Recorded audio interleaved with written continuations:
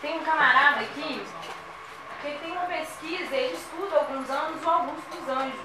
E a gente pensou, pô, estamos fazendo o sarau do centenário do Augusto. Vamos chamar esse cara aqui, chega mais, Guilherme. Trocar uma ideia com a gente.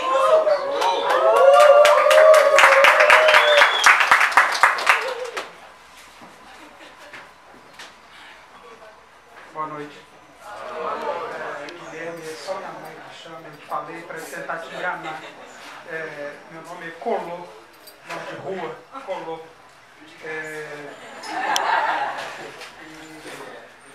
Dizem Renato Negrão, esse mesmo menino aqui, Cabo dos Anjos, Augusto de Campos, Chacal. Tem algumas pessoas que vêm falando que eu também escrevo. O blog chama Heranças para o Ano 3000. Quem tiver interesse em poesia autoral, ou tiver tanta raiva quanto eu tenho de poesia, e quiser deixar isso claro lá.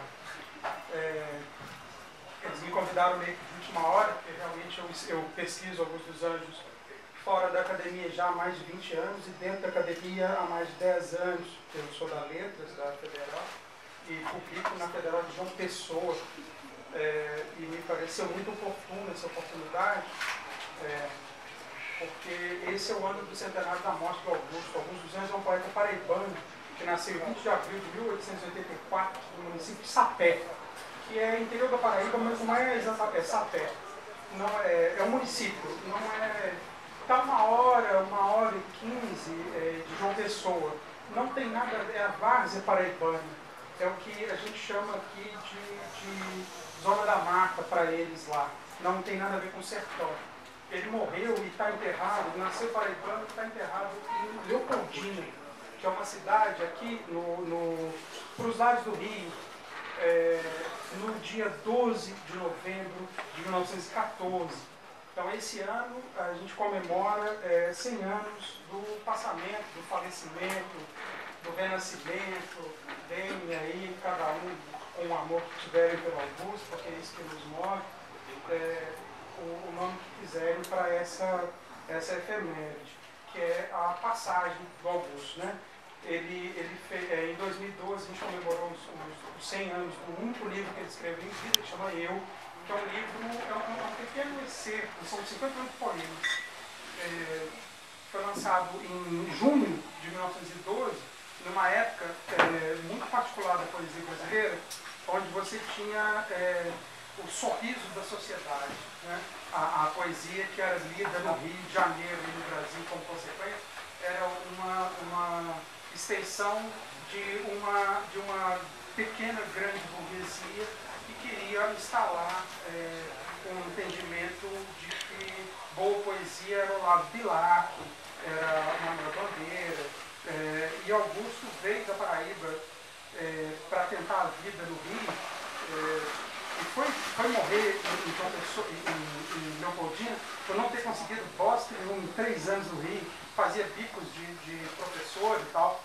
E aí, em 1903, ele foi para o Rio em 1910, para 1911, morou 3 anos no Rio, e não tendo conseguido bosta nenhuma, arrumou um empreguinho de merda de professor numa escola em Leopoldina e foi morrer lá. Augusto dos Anjos perpassou, talvez seja importante dizer, ele perpassou 3 momentos muito fundamentais da poesia brasileira, que seriam o simbolismo, o parnasianismo, e algumas pessoas estudam, eu me incluiria nessa vertente, assim, daqueles que estudam o Augusto como um possível pré-modernista. Se a gente imaginar que o Eu, que é o único livro que ele escreveu mais uma vez, saiu em 1912, a gente está há 10 anos do modernismo, né, que foi em 1922. Então, quer dizer, ele instaurou uma nova era da poesia e lançou luzes ao modernismo que ainda não existia. E foi, por sua vez, incompreendido pelos modernistas, incompreendido pelos simbolistas e incompreendido pelos parnasianos. Parte da crítica aceitou a poesia do Augusto, já em 1912, mas grande parte rejeitou. Eu dei o exemplo do Olavo Bilac. Quando ele morreu, é sabido que ele foi escrachado pelo Olavo Bilac.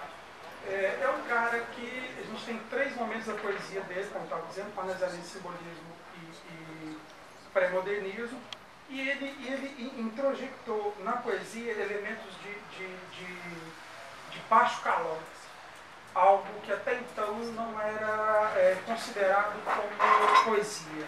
Ele começou a falar de vermes, ele era tido como um poeta que trabalhava com cientificismo, né, com materialidades que não eram muito comuns à poesia da época.